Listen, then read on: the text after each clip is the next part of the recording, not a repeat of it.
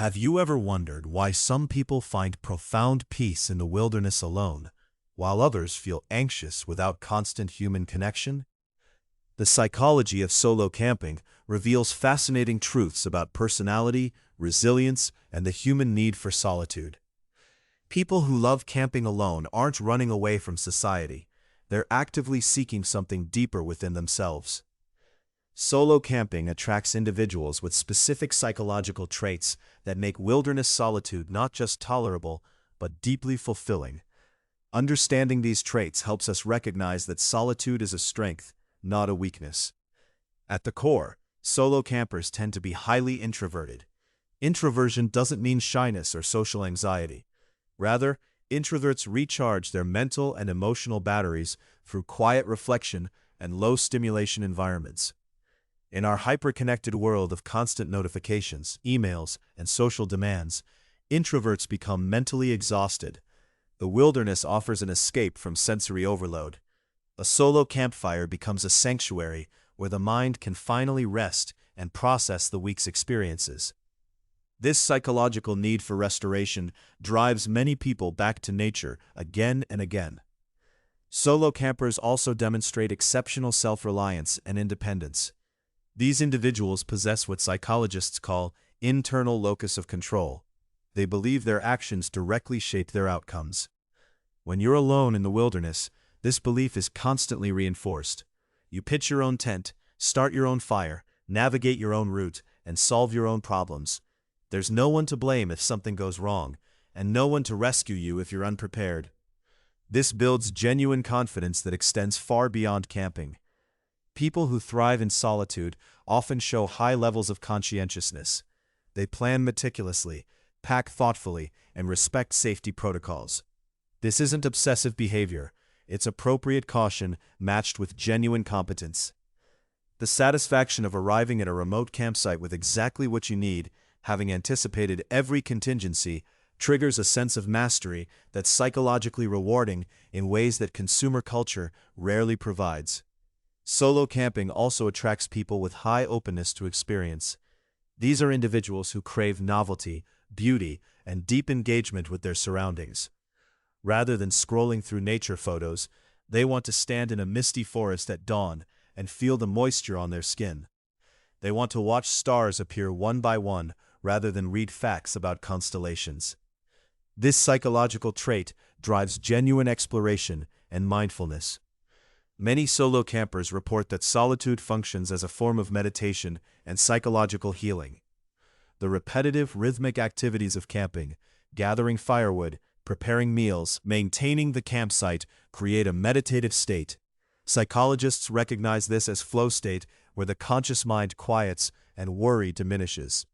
For people dealing with anxiety, depression, or chronic stress, these temporary retreats into nature can provide measurable psychological relief. The wilderness becomes a reset button for the nervous system. Solo camping also reveals something important about human autonomy and self-determination. Psychologists have identified autonomy as one of three core human needs, along with competence and relatedness. Solo camping feeds all three. You're autonomous in every decision. You're competent in managing yourself and your environment.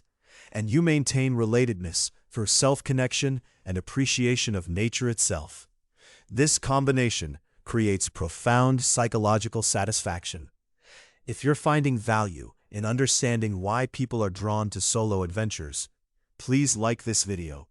It helps us create more content exploring the psychology behind the activities you're curious about. Additionally, solo camping attracts individuals with what researchers call high self-awareness. These campers spend time thinking about their thoughts, examining their motivations, and reflecting on their life direction. The journal by the campfire isn't random. It's a tool for psychological integration. Writing in solitude helps process emotions, clarify values, and develop self-understanding. This reflective capacity is psychologically sophisticated and often leads to greater life satisfaction and clearer personal goals.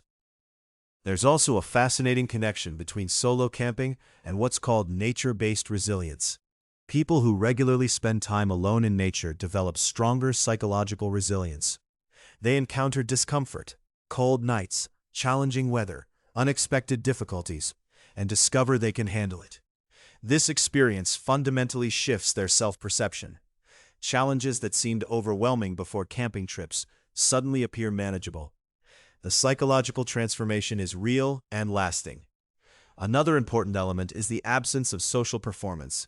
In normal life, we constantly manage how others perceive us. We curate our appearance, monitor our behavior, and filter our thoughts. Solo camping eliminates this exhausting performance. There's no one to impress, no social script to follow, no judgment to manage. Psychologically, this is profoundly liberating. People often report feeling more authentically themselves in the wilderness than anywhere else in their lives. Solo campers frequently possess what psychologists call secure attachment style, meaning they're comfortable with their own company and don't require constant external validation. They didn't develop this overnight. It usually stems from healthy early relationships where independence was encouraged. Understanding this helps us recognize that solo camping preference is often a sign of psychological health, not maladjustment. If this exploration of camping psychology resonates with you, please share your own experience in the comments. Do you prefer solo adventures or group experiences? And what does your preference reveal about how you recharge and find meaning? Your insights matter, and this conversation helps others understand themselves better.